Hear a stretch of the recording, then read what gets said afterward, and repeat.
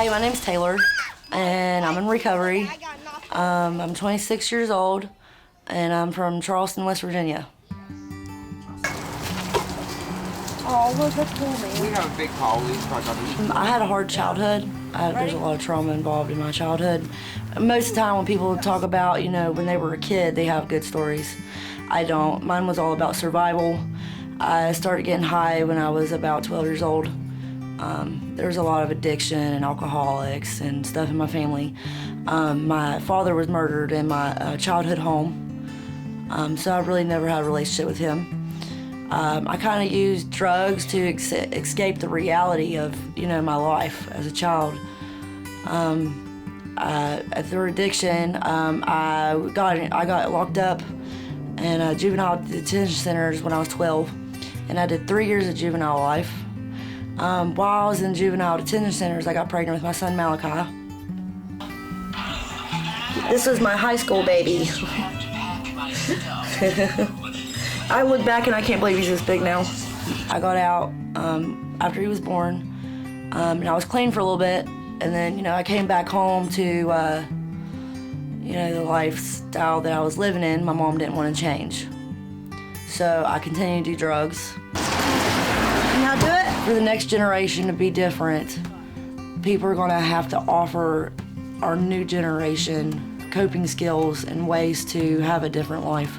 Because at this point, we're thrown out in the world and we're not given floaties, basically. And then, we're older and then we become drug addicts, and then, everybody's like, what happened to them? I had no role models.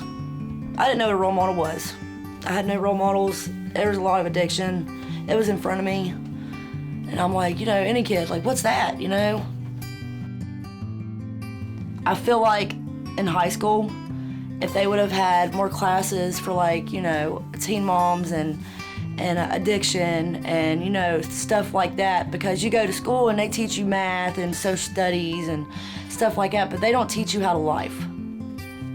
So these kids are going to school having all kinds of questions, about what's going on at home, and they just need answers, and no one's giving them those answers. So after school, they go find those answers, and they just destroy their lives, just keep on destroying it like I did. I didn't get my life together, start acting like an adult, a citizen of society until I was like 21 years old, and I'm 26. There's a lot of trauma and bad choices in between that time. I lost my kids 5 years ago for about 1.5 years.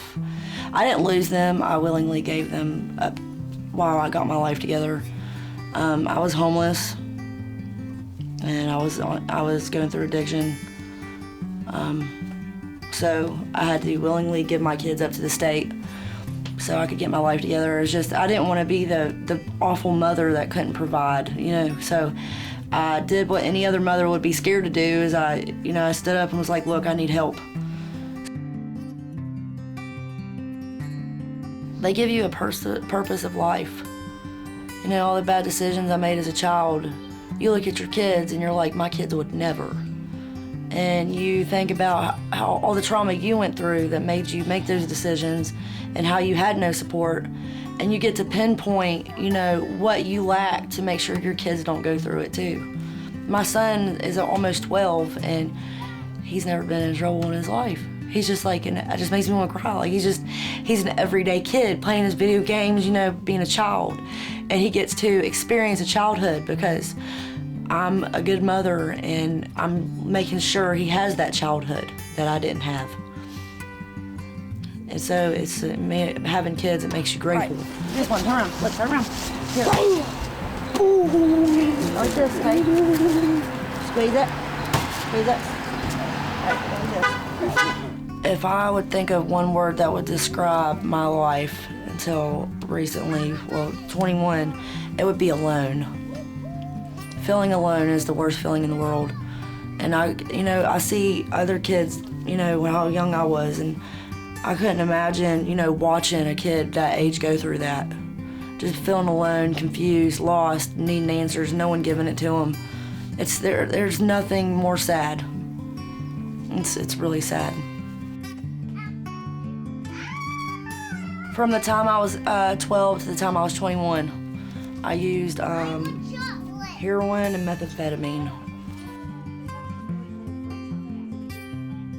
The counselors, so I'd come to school and I'd just be like, you know, spaced out, not paying attention, and I was just depressed because I saw all these other kids like thriving, you know, like, and I didn't have that. So counselors would like call me in and be like, "What's wrong with you?" Or like they'd think I was just had behavioral issues because I was a bad kid. When really I was just so confused. I didn't know where I was at. I didn't have no reality of life at that point. I feel like I could have had more help. I feel like they shouldn't have just been like, you know, focused on my choices, but, you know, wondered why I was making those choices.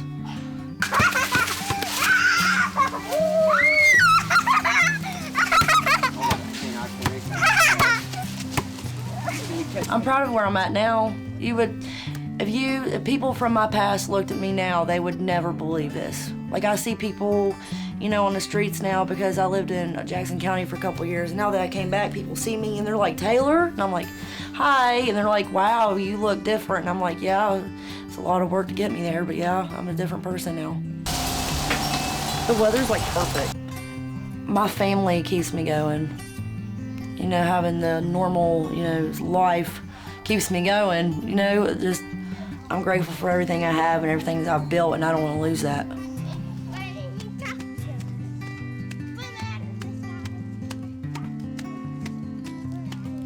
In life, you're not giving support sometimes. I wasn't given that chance. I had to get it myself. Yeah. And you just have to rely on yourself, because at the end of the day, sometimes all you have is yourself. And there is people out there that will help you. You just have to find them.